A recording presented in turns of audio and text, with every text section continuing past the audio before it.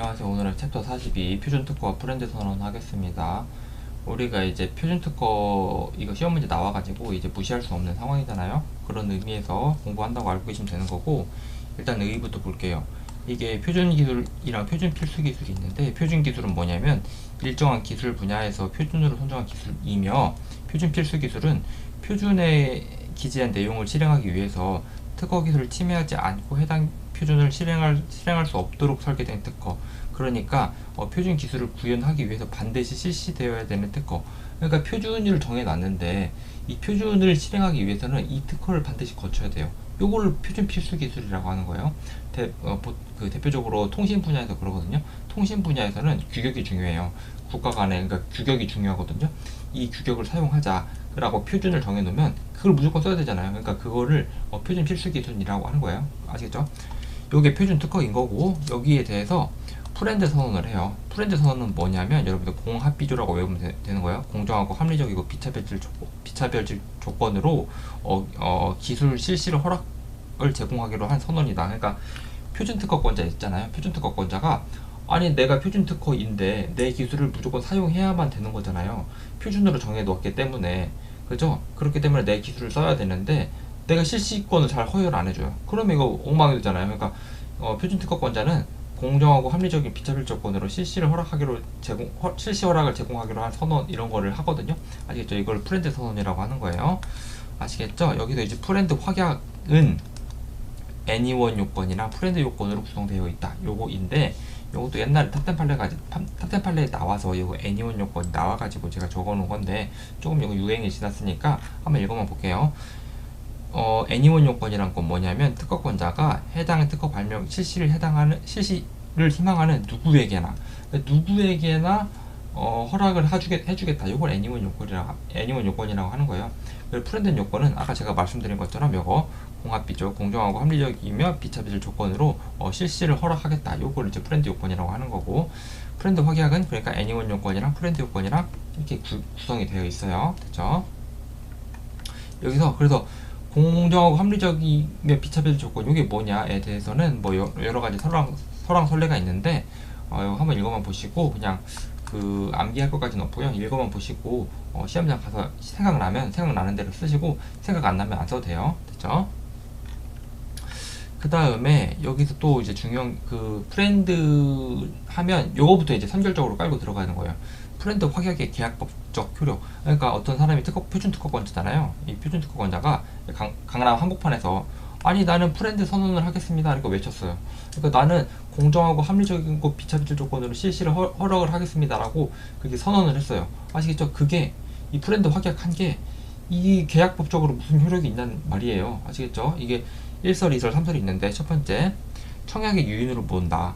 그래서 계약법적 구속력을 부인한다. 이게 뭔 말이냐면, 이 사람이 프렌드 선언을 했잖아요. 이 표준 특허권자가 강남 한복판에서 프렌드 선언을 했어요. 이게 다 했죠? 그랬을 때 실시를 희망한 사람이 있단 말이에요. 실시를 희망한 사람은 갑이 있어요. 이 사람이 그럼 이건 프렌드 선언을 했잖아요. 프렌드 선언을 했잖아요. 요거는 청약의 유인으로 보고 이 사람이 청약을 다시 하는 거예요. 실시를 희망하는 갑이 이 표준 특허권자한테 청약을 해요. 아시겠죠? 청약을 해요. 그러면 이 표준 특허권자는 여기다가 승낙을 해요.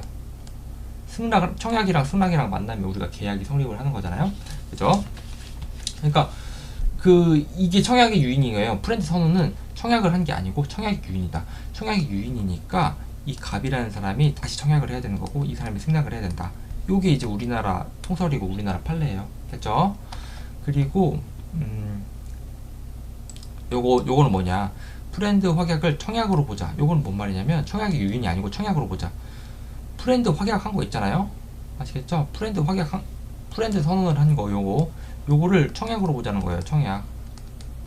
청약으로 보면 어떻게 되는 거예요? 요게 청약을 한 거니까 전 국민을 상대로 청약을 한 거예요. 아시겠죠? 그러면 갑이 승낙을 하면 계약이 이제 완성이 되는 거예요. 그러면 어떤 문제가 되냐면, 이 표준 특허권자는 자신의 의사와 무관하게 프렌드 선언을 하잖아요. 그러면 자기도 모르게 실시권자가 다 생겨요. 만약에 어떤 사람이 표준 특허권자가 프렌드 선언을 했어요. 그러면 저도 승낙할게요. 갑도 그러고 옆집에 살고 있는 철수도 저도 승낙할게요. 영희도 옆집에 살고 있는 영희도 저도 승낙할게요 그러잖아요. 그럼 대한민국에 시시권자가 몇 명인지 알 수가 없어요. 이게 너무 불안정해지잖아요. 그러니까 요거는 비판받는 이유가 딱 그거예요. 이거 표준특허권자가 어떻게 하냐 이거를 승낙한 사람이 몇 명이지 어떻게 승낙을 했는지 어떻게 하냐 이거가 이제 주된 원인이에요. 그래서 이게 비판하는 이게 이제 받아들여지지 않는 그 악설인 거예요. 요게 아시겠죠? 그리고 세 번째 악설은 요거 미국 판례니까 그냥 약간 무시하시면 되는 건데 설명만 해드리자면 요걸 제3자를 위한 계약으로 보자 라는 견해가 있거든요. 이게 뭔 말이냐면 봐봐요.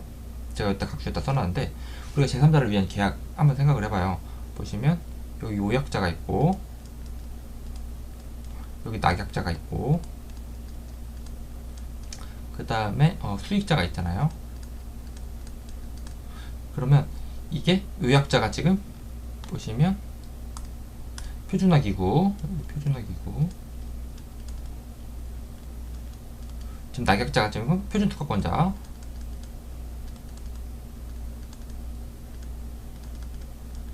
수익자가 지금 CC 희망자잖아요. 이거 어떻게 되는 거예요? 수익자가 이게 제3자를 위한 계약으로 보면 수익자가 낙약자한테 수익의 의사를 표시를 하잖아요. 그러면 이게 수익의 의사를 표시하면 이게 그 권리관계가 형성된다는 게 우리가 제3자를 위한 계약이잖아요. 이렇게 하면 된다라는 게 이제 미국 판례이거든요. 그죠? 그러니까 이렇게 제3자를 위한 계약을 되면 어떻게 되냐면 요약자가 지금 권리자가 되고 낙약자가 지금 의무자가 되고 수익자가 제3자가 되는 거예요. 아시겠죠? 이렇게 하자, 이렇게 설명을 하자 라는 게 우리가 미국 판례인데 지금 요거는 이제 그냥 그런 판례가 있다라고 알고 계시면 되는 거고 우리 통설 판례는 뭐예요? 청약의 유인으로 보자 요거예요. 아시겠죠? 프렌드 선언은 청약 유인으로 보자. 판례도 그렇게 돼 있어요. 보시면 특허권자가 프렌드 선언에 의해서 곧바로 불특정 제3자에게 자동적으로 시시권을 부여하기로 하는 구속력이 있는 확약에 해당한다거나 이렇게 해당하면 지금 뭘로 해석하는 거냐면요. 청약으로 해석하는 거예요. 프렌드 선언이 청약으로 해석하면 이렇게 돼버리는 거예요. 아시겠죠? 이게 아니고 프렌드 선언은 청약이 아니고 청약이 유인이다 라는 거예요. 이거는 아니고 이게 청약이 아니고 보시면 이 판례의 의미는 뭐냐면 프렌드 선언하는 게 청약한 게 아니고 청약이 유인하는 거다. 그러니까 CC 희망하는 사람은 다시 청약을 하고 그 표준특허권자는 다시 승낙을 해야 계약이 이제 성립한 거다 라는 거예요. 아시겠죠? 우리 검토로서 뭐 이제 청약 유인이 타당하다 그렇게 써주시면 되는 거고 그 다음에 표준 필수 특허의 CC로 산정 기준 요것도 그냥 조지아 퍼시픽 요소 뭐 이런 게 있다라고 알고 계시면 되는 거예요. 뭐 답안지 써도 되고 안 써도 되고 그 다음에 침해금지 청구권의 제한 우리나라 판례는 이게 그 항변 사유로서만 있거든요. 근데 침해금지 청구권의 제한 미국 판례가 있는데 여기 보시면 미국 판례에서는 뭐 이런 요건을 갖추면 그 침해금지 청구권을 제한할 수 있다는 게 표준특허권자는 지금 공정하고 합리적인 비처필수 조건으로 실시를 희망하는 사람한테 실시를 허락하겠다라고 선언을 한 거잖아요. 그런데 갑자기 침해금지 청구권을 때려버려. 그럼 요거 프렌즈 선언에 반하는 거 아니냐 그 의미예요. 아시겠죠? 근데 미국 판례는 지금 뭐 이런 요건을 갖추면 침해금지 청구권을 제한을 하지만 우리나라 판례는 아니거든요. 그러니까 이것도 그냥 있다라고 알고 계시면 되는 거고 답안지에 써도 되고 안 써도 되는 거예요. 여기는 우리나라 판례가 있어요. 아시겠죠? 봐봐요. 제가 아까 말씀드린 것처럼 항변 사유로서 모순행위 금지에 반하는 거 아니냐. 아시겠죠? 그러니까 미국 판례에서는 침해금지 청구권을 제한하는 게 이런 요건을 갖추면 우리가 침해금지 청구권을 제한한다는 논리가 있는 거고 뭐 이게 동전의 앞뒷면인 건데 우리나라도 침해금지 청구권을 제한해야 되냐 안 해야 되냐 그게 어느 부분에 초점이 맞춰 있냐면 이게 모순행위 금지 원칙에 반하는 거 아니냐 여기에 초점이 맞춰 있는 거예요. 아시겠죠? 그러니까 어떤 표준특허권자가 프렌즈 선언을 해요. 프렌즈 선언을 한 다음에 그 다음에 어떤 사람이 실시를 하고 있어요. 실시하고 있는 사람한테 야 너 침해니까 침해금지 청구를 했어. 이렇게 할 수가 있냐. 아니 공정하고 합리적인 비처필 조건으로 실시를 허락하겠다고 하면서 어떻게 갑자기 침해금지 청구를 할 수가 있냐. 나는 실시를 희망하는 사람인데 라고 이제 그게 모순행위에 반하는 거 아니냐 라는 거예요. 이게 프렌즈 선언하는 거랑 침해금지 청구권 하는 거랑 이게 모순행위 아니냐 라는 거예요. 여러분 보시면 모순행위 아닙니다. 이게 보시면 아니 프렌즈 선언을 했다고 해서 아시겠죠?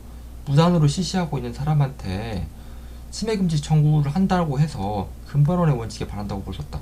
아니 내가 공정하고 합리적인 비차별 조건으로 CC를 허락하겠다고 한 거지 내 허락도 없이 CC하는 사람한테 침해금지 청구하지 못하겠다고 한 게 아니잖아요. 아시겠죠? 그거는 모순행위가 아닌 거예요. 아시겠죠? 이게 판례의 태도. 그 다음에 그러면 알았어. 그 모순행위 금반원에 반하지 않는 건 알았어. 그러면 요거는 반해 우리가 이제 권리남용 해가지고 협의의 민법상 근거한 권리남용이 있거든요. 아시겠죠? 우리가 권리남용 항변은 뭐가 있냐면 권리남용 항변 권리남용은 여러분들 일반법으로 도피잖아요. 그러니까 아무 때나 인정하면 안 되거든요. 법의 근거에서 인정을 해야 되는 거예요. 첫 번째 특허법에 근거한 권리남용. 우리가 특허법 133조 특허법 133조에 근거하면 우리가 무효 심판에 의해 무효될 것이 명백하면 권리남용이다. 그게 이제 특허법에 근거한 권리남용이에요. 아시겠죠? 두 번째 공정거래법 여기에서 써 있는데 공정거래법에 근거한 권리남용. 공정거래법에 근거한 권리남용이 뭐냐면 우리가 독점해라 이거는 특허법이고 독점하지 말아라 이거 공정거래법이거든요. 근데 어떤 사람이 어떤 행위를 했어요. 그럼 특허법에 근거해서 독점해도 되는 거예요? 공정거래법에 근거해서 독점하면 안 되는 거예요? 이렇게 갈리잖아요. 특허법의 정당한 행사에 해당하면 특허법에 해당해서 독점을 해도 되는 거예요. 특허권의 정당한 행사가 아니면 공정거래법에 적용이 되는 거예요. 아시겠죠? 요게 이제 그러니까 특허권의 정당한 행사인지 정당한 행사가 아닌지가 포인트가 되는 거예요. 아시겠죠? 그 다음에 협의의 민법상 권리남용. 요거 다 세 개 다 민법 2조 2항에 근거한 권리남용이거든요. 근데 협의의 민법상 권리남용은 요 판례예요. 진앙커피 판례인데 진앙커피 판례가 상표에서도 있고 특허에서도 지금 판시가 된 거예요. 요게. 그러니까 여러분들 진앙커피 판례 있잖아요. 그 제도 목적 기능 일탈에서 그 권리를 행사하는 거 주관적인 요건 필요하지 않는 거 그 진앙커피 판례가 특허법에서도 판례가 있거든요. 요 판례 아시겠죠? 그러니까 그 판례 특허법에서 가져와서 써도 되는 거예요. 보시면 특허 어디 있냐? 특허 제도 목적 기능 일탈에서 신의칙에 위반되는 등 법적 보호받을 만한 가치가 없다고 인정되는 경우에는 권리남용으로 허용될 수 없다. 요 판례 진앙커피 판례가 특허법에도 판례가 있으니까 이거 써도 되는 거예요. 그리고 이거 할 때 주관적인 요건을 반드시 필요로 하는 거 아니다. 똑같아요. 됐죠? 그러니까 이 세 가지 특허법에 근거한 133조 무효심판에 의해 무효될 것이 명백한 경우 그리고 공정거래법에 근거한 특허권의 정당한 행사가 아닌 경우 특허권이 남용에 해당하고 공정거래법에 적용된다는 요 논리 그 다음에 협의의 민법상 권리남용 요 세 가지가 있는데 우리가 뭘 볼 거냐면 여기 협의의 민법상 권리남용 있잖아요. 요거에 해당하는지 그러니까 프렌즈 선언을 했어요. 표준특허권자가 프렌즈 선언을 했는데 CC하고 있는 사람한테 침해금지 청구권을 행사를 하는 게 여기에 특허 제도 목적 기능 일탈해가지고 법적 보호받을 만한 가치가 없는 거 아니냐라는 논의가 있거든요. 근데 이거 어떻게 정리하면 되냐면 이게 프렌즈 선언을 한 사람에는 성실한 협상 의무가 있어요. 그러니까 프렌즈 선언을 했어요. 프렌즈 선언을 한 이 표준특허권자 있잖아요. 이 표준특허권자는 CC를 희망하는 사람한테 성실하게 협상을 할 의무가 있어요. 이 표준특허권자는 성실한 협상 의무가 있어요. 성실한 협상 의무를 저버리면 여러분들 협의 민법상 권리남용에 해당해가지고 특허권을 행사할 수 없습니다. 특허 침해를 주장할 수 없어요. 아시겠죠? 요게 이제 이 논리인 거예요. 성실한 표준특허권자는 성실한 협상 의무가 있는데 아시겠죠? 성실한 협상 의무가 있어요. 이 성실한 협상 의무를 저버리면 협의 민법상 권리남용에 해당해요. 그러니까 침해금지 청구권을 행사를 해도 우리가 이제 권리남용에 해당하는 거고 손해배상 청구권을 행사를 해도 권리남용에 해당하는 거예요. 됐죠? 그렇게 했는데 이거 사실관계를 어떻게 보냐면 여기서 표준특허권자 있잖아요. 표준특허권자가 삼성이었거든요. 그리고 CC하고 있는 사람이 애플이었어요. 아시겠죠? 그런데 이 삼성이 애플한테 침해를 주장을 했거든요. 여기 어떻게 됐냐면 이게 삼성은 성실한 협상 의무가 있잖아요. 성실한 협상 의무가 있는데 보시면 이거 판례가 약간 애국심이 들어간 약간 국뽕 판례라고 보시면 되는 거예요. 원래 성실한 협상 의무를 원래는 저버리면 여기 보시면 그 권리 남용에 해당하거든요. 그래서 요 판례에서는 뭐라고 봤냐면 그 양 당사자가 모두 협상에 응하지 않았고 그리고 삼성이 애플한테 과도한 실시료를 요구한 사정도 증명되지 않아서 성실한 이 삼성한테 성실한 협상의 의무가 있음에도 불구하고 이거 권리 남용이 아니라고 봤어요. 됐죠? 약간 국뽕 판례예요. 국뽕 판례 요거 됐고 그 다음에 우리가 공정거래법에 근거한 권리 남용 있잖아요. 공정거래법 117조를 보면 어떤 행위를 했을 때 특허법은 독점하라는 법이고 공정거래법은 독점하지 말라는 법이잖아요. 어떤 행위를 했을 때 특허권자는 특허권의 정당한 권리 행사에 해당하면 특허법이 적용돼서 권리는 독점할 수 있어요. 아시겠죠? 근데 특허권의 정당한 권리 행사가 아니면 특허법이 적용되는 게 아니고 공정거래법이 적용이 되거든요.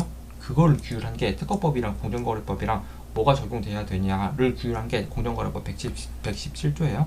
아시겠죠? 판단 기준이 이렇게 되는 거고, 표준 특허의 경우에도 보시면 이게 좋게 좋은 말 써놓은 거예요. 제가 이건 판례는 아니고 어떤 행정 지침이거든요. 보시면 한번 읽어보시고, 이거 암기할 것까지는 아니고 한번 읽어보시고, 그 여러분들이 답안지에 쓸 여력이 되면 쓰시고, 여력이 안 되면 안 써도 되는 거예요. 그냥 행정, 그냥 그 약간 규칙 같은 거니까. 아시겠죠? 보시면 친경쟁적 효과를 발생할 수 있다.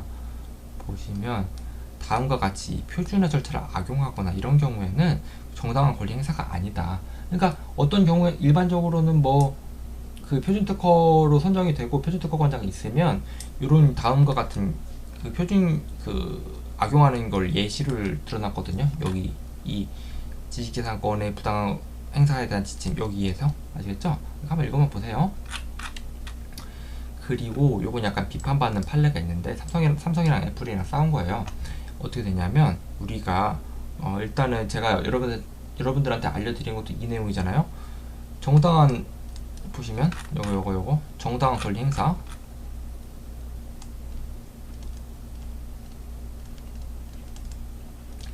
정당한 권리 행사가 특허권자가 정당한 권리 행사가 맞아요. 그러면 특허법이 적용돼요. 아시겠죠? 특허권자가 정당한 권리 행사가 아니에요. 그러면 공정거래법이 적용돼요. 요거잖아요.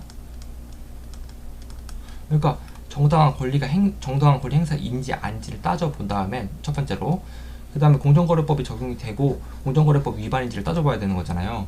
이게 맞잖아요. 그죠? 근데 여기서 이 판례에서는 어떻게 했냐면, 삼성이랑 애플이랑 싸운 거에서는 어떻게 했냐면, 일단은 이 공정거래법 3조의 2랑 공정거래법, 지금 그 공정거래법이랑 독점규제법이랑 똑같은 거예요. 그 아시겠죠? 이 독점규제법 23조 1항 1호, 독점규제법 23조 위반인지를 따져봤어요. 그러니까 공정거래법 위반인지를 따져봐서 정당한 권리 행사인지를 따져봤거든요. 아시겠죠? 이거는 근데 말도 안 되잖아요. 일단은 정당한 권리 행사인지를 따져보고 첫 번째 스텝, 그 다음 공정거래법 위반인지를 따져봐야 될 거 아니에요? 그죠? 근데 이 판례에서는 어떻게 했냐면, 이 공정거래법 뭐 이 몇 조 공정거래법 위반인지를 따져봐서, 아시겠죠? 공정거래법 위반이 아니니까 정당한 권리 행사가 맞다, 이 논리로 갔어요. 그러니까 약간 순서가 꼬였잖아요. 그런데 그런 비판이 있다는 거 알고 계시고 이렇게 판단했다는 거 알고 계세요. 아시겠죠? 여기 보시면 공정거래법의 불공정 거래 행위라 볼 수 없다. 그래서 정당한 권리 행사에 해당한다. 그러니까 특허법이 적용된다. 그러니까 권리 남용이 아니다. 요거잖아요. 아시겠죠? 근데 원래는 정당한 권리 행사인지를 따져본 다음에 공정거래법 따져봐야 되는데, 이 판례에서는 공정거래법을 따져가지고 정당한 권리 행사를 따진 거예요. 아시겠죠? 그러니까 이게 비판이 받는 이유예요. 이렇게 되고, 여기 삼성이랑 애플이랑 싸운 거 있잖아요. 요거 삼성이랑 애플이랑 싸운 게 요 사건인데, 이 결론만 알고 계시면 되는 거예요. 이 특허가 하나, 둘, 셋, 넷, 다섯 개로 싸웠거든요. 이 삼성이랑 애플이랑 5개로 싸웠는데, 첫 번째 프렌즈 선언의 의미에 대해서 이제 여기서 판시에서 말해줬어요. 그러니까 청약의 유인이지 청약이 아니다. 제가 말씀드린 거 있잖아요. 그거 여기서 이제 옆 판례에서 이제 판시를 한 거예요. 아시겠죠? 그리고 제가 아까 프렌즈 선언한 다음에 침해금지 청구권 행사를 하는 거, 요거 금반원에 반하지 않는다고 했잖아요. 옆 판례에서 판시를 한 거고. 아시겠죠? 그 다음에 협의의 민법상 권리 남용. 지금 삼성 이 표준 특허권자인 경우에 삼성에게는 그 협상할 의무가 있잖아요. 여기 보시면 성실한 협상 의무가 있잖아요. 성실한 협상 의무가 있음에도 불구하고 양 당사자도 협상에 응하지 않았고 과도한 실시를 요구하지 않은 사정에 비추었을 때 협의 민법상 권리 남용이 아니다. 그렇게 판시를 한 거예요. 아시겠죠? 권리 남용이 아니다.